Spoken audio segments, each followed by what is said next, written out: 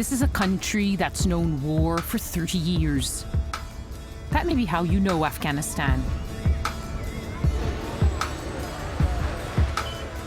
I've been coming here for much of that time. And there's another country too.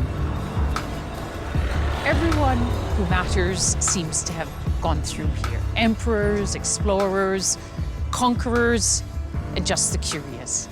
There's just something about this country and its people that captures the imagination and interest. I always say, no one comes to Afghanistan once. I'm on a journey through a land I've grown to love. A place that continues to amaze. I wouldn't have expected the head of the Islamic shrine to be riding a Buzkashi horse. You never know who you'll meet. Oh, you're the only Japanese sushi chef in Afghanistan. Well, they allege that you're involved in the drugs trade. They allege that you're the main power broker. They even allege that you support the Taliban. Are you proud to be Afghan? Yeah, why not? I'm Afghan, yeah. I'm going on a journey to take you beyond the headlines.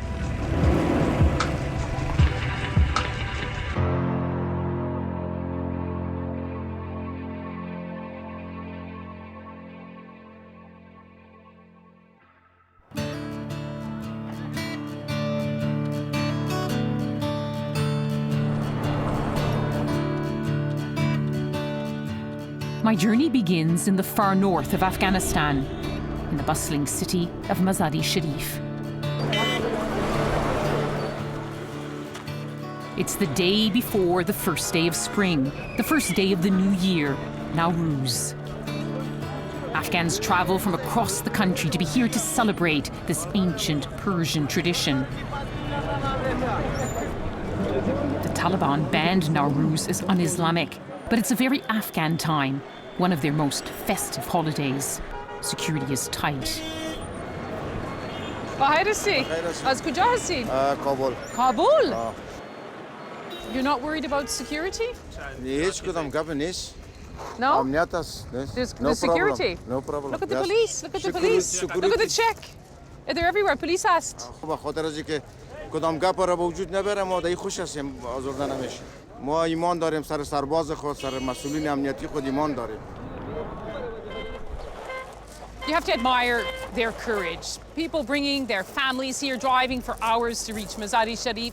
They know about the threats. They see the security. But they lived in a country which has been at war for some 30 years. So they get used to it and they get on with life. They want it to change, but they're not going to let it get in the way of a good celebration.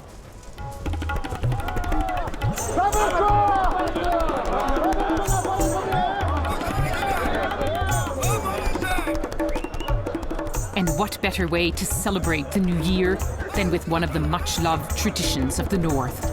Buzkashi, that means goat grabbing. It's Afghanistan's oldest sport, its national game. Two teams fight over the carcass of a headless goat. They have to grab it, gallop free of everyone else, and then drop it in a chalked circle. I found myself sitting next to Babrak Nurzai, a young economist. Buzkashi has a wide range of fans. Why do you think Afghans like it so much? It's quite a unique sport. Buzkashi is traditional game of Afghanistan, and mostly in this region, especially in the north, people are like the horses, riding the horses. That's the reason that they like it so much. Some Afghans tell me they'd like Buzkashi to be an Olympic sport. Everything is possible. If it's part of Olympics, then Afghan will like that very much. But that would mean countries all over the world would have to play it. Do you think they would? Maybe they might bring slight changes or slight corrections. I think Afghans like it the way it is, you know, it's very rough and everyone... No, the rule of the game will be the same. There's no rules, is there? Yeah, there is. Buzkashi used to have hundreds of riders, no teams, no written rules. It's a bit more organized now, but some still call it the world's wildest game. It's not a sport for women, although Western women are given the status of special guests. You know, I came to the first Buzkashi game right to this very place more than 20 years ago. when the communists were ruling Afghanistan. Do you think it's changed at all? The games are not changing, and it's the same game. Maybe only the regime has changed. In the midst of the melee, I spotted a familiar face. What was a cleric from Mazar's most famous shrine doing on the playing field? I wouldn't have expected the head of the Islamic shrine to be riding a Buzkashi horse. How many years have you been playing Buzkashi? Maybe more than 25 years. What do you need to be a good Buzkashi rider? اسبم خوب باشه خود آدم باید هنر بزکشی رو بفهمه. دل‌آور باشه. Afarin, congratulations. Buzkashi used to be the game of choice for rival warlords. The rich own the horses, they host the match. Today's teams are sponsored by big business, but it doesn't change the spirit. It's almost like an Afghan election. One team said they won, and then the other team came and said, no, they didn't win, it's fraudulent. They didn't go all the way to the end of the field. The disputes raged. One team declared a boycott. I decided it was time for me to go too.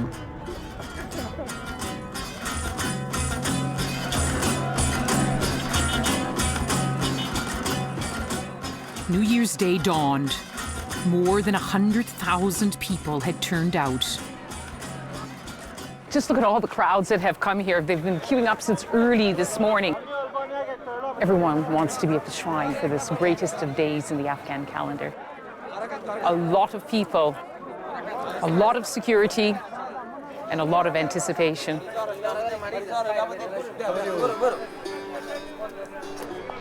Mazar-e Sharif means noble shrine, and this is it.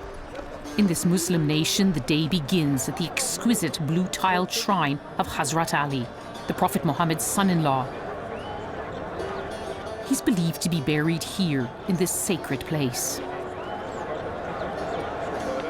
Just look at the birds. They have this belief here that if a brown bird comes in and joins the white birds, that within 40 days that bird will also be white. A place where the faithful believe prayers are answered and on Nowruz, wishes are made. شما مقبول است. چی آرزو دارید؟ برای ما جای تعلیم چیز کنه دولت از دولت تقاضا داریم که برای ما یک جای تعلیم ما رو به خوبی تبریک باشد. Even at that young age, they hope for good for their people, good for the country. Nowruz Mubarak. Happy New Year's. با درود و شاد باش به مناسبت فرارسیدن جشن باستانی ملی و بین‌المللی نوروز. In a country where much has been lost, Afghans hold on to their traditions. They never fail to honor old friends. That means a warm welcome from Basir Babai on Afghan national TV. So much for keeping a low profile. The last time I was here, it was a snowstorm in Mazar-e Sharif. So it's lovely to come when the sun is shining, and we all hope it's the start of a shining year for Afghanistan. Nowruz Mubarak, Nowruz Mubarak. Bishar tashakkur. Afghans across the country are watching this. This is the moment.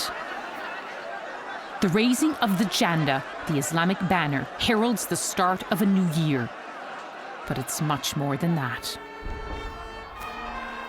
Legend has it, if this banner is raised in one smooth pull, it will be a good year.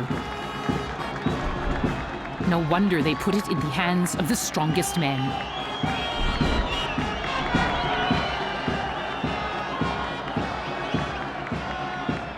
Feel the excitement here and the anticipation and relief when the Janda went up in one smooth motion.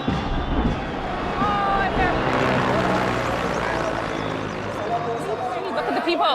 They're actually climbing over the fence. Look at them. They want to go and touch the flag. That's how much it matters to them. In a country where good news is rare, Afghans can be forgiven for holding on to that.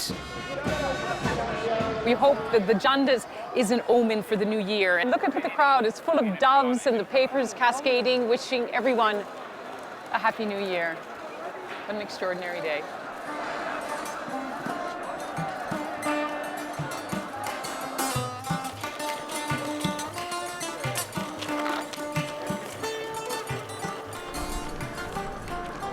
There's such an open feeling in Mazar-e Sharif. It's the wide avenues with the open shops. You see more women on the streets here. The sense that it's safe to stroll on a warm spring day. Mazar-e Sharif is a good city. It has good security. It's a good city for young people like you? For everyone. Really? Yeah. No fighting, no explosions. Is your padera shema? So my father, he says that if you need carpet, in a low price, I will give for you everything that you want. Yeah. Low price. If he's a good carpet seller, he will give me a high price. I've always loved carpet shopping, even if I'm just looking. You never know what will turn up. 9/11 one. Twin Towers. Who buys this one? Harija from the tourists. Afghans tell many of their stories in the carpets that they weave. These are the carpets, sadly, that were woven during the decade-long Soviet occupation of their country. Millions of Afghans were forced out of the country, and suddenly, instead of flowers and birds and faces and lovely intricate designs being woven into the carpets, you had the Kalashnikov rifles, the tanks, the grenades. You know, a country, look, covered with military vehicles, and suddenly this became the story of Afghanistan woven right into their carpets. It's a story still glorified by those whose own history is woven through it, like General Atta Mohammed Noor. In the 80s, he was one of the mujahideen who waged jihad until the Soviet army was forced to retreat. He's still fighting to keep fit. At 6 a.m., this is how Governor Atta starts the day. صباح خير والی صاحب. صباح خیر.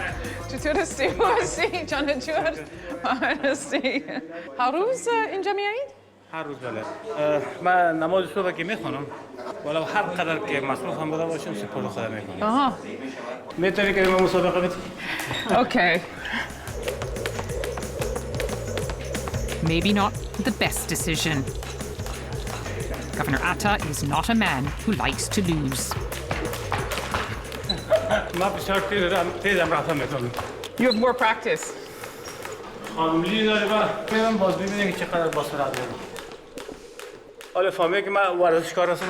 خب فعلا سپورت جهاد است. جدا نوعی از جهاد صحیح برای خود شخص. چند سالگه؟ اینجا باش ممکن 22 ساله باشه. 22. 22. 22 years old fighting. How many years were you in the jihad like that, in those conditions? 10 سال که 3-4 سال میگه 14 سال که بودم خب این زندگی سخت است. وقتی که زندگی بسیار سخت بود. How life has changed. اینجا بنگول است. کل دیزاینرش خودم هستم. هیچ کسی باورش نمیکنه. بله. ها. Most Afghans would find a lot of this unbelievable. چرا ما در کوه بسیار زندگی کردیم در دوران جهاد و مقاومت کوه خوشم میاد. به خاطر نمونه ای از کوه اینجا دیزاین کردیم.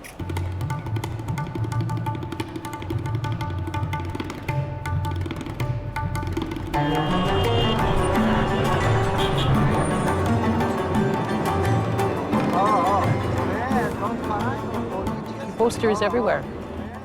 دوست دارن که یکی از فعالیت‌ها برای تصویرش بزنن، باز ممانعت